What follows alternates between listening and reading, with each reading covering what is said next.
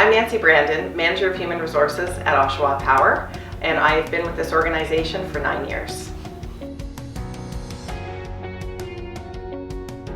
We look for accomplishments, achievements, and results that are quantified on a resume.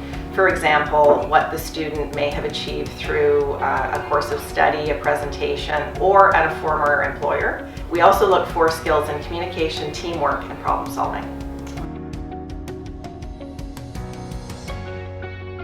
I believe that the interview is very important because it helps us understand if the individual is a fit for the organization. So while it's excellent if you are a student with top marks, you need to be able to articulate your skills and abilities in a way that aligns with the organization that you're applying to, their values, what they're facing as a company.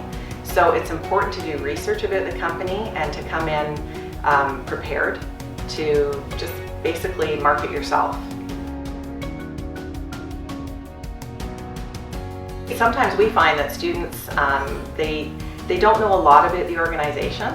Right. And it can be as simple as, an internet search, looking up our annual report information, having that kind of additional info and being able to articulate that to an employer and how they see themselves fitting into the company based on what they know about the organization is important. Attitude is fundamental to success at work. It's really important that a student understands they're not only representing the university in the workplace, they're establishing a reputation for themselves as well. I would suggest that they arrive 15 to 20 minutes early so they can get organized for the start of their day and plan their commute accordingly. Well, business casual is what we kind of define at our workplace. So if you don't know what that is, I would ask, do some research. It's definitely not jeans and a hoodie or track pants. It's, nobody's expecting a three-piece suit based on, the day-to-day in the office, but business casual, just smart business casual wear. Well, I'd say having a positive attitude, coming in with a willingness to learn, taking initiative, building relationships with your colleagues in the workplace, and applying your educational skills to helping the employer address an actual work issue or problem.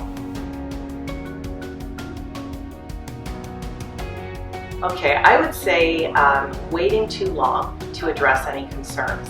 So if there are concerns about the placement itself, the work assignments, or anything else about their experience in the workplace, waiting too long and then things start to kind of go off the rails. So I would always encourage students to address issues at the first available opportunity with their manager or supervisor.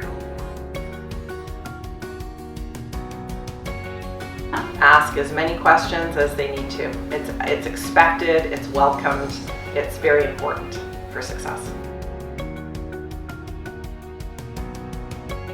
They should just ask their manager or supervisor, and I also recommend that right at the beginning they establish a regular check-in meeting, say weekly, where they can talk about these exact issues. So if there is more work that they'd like to be doing, or if they're having any struggles, they can address it immediately.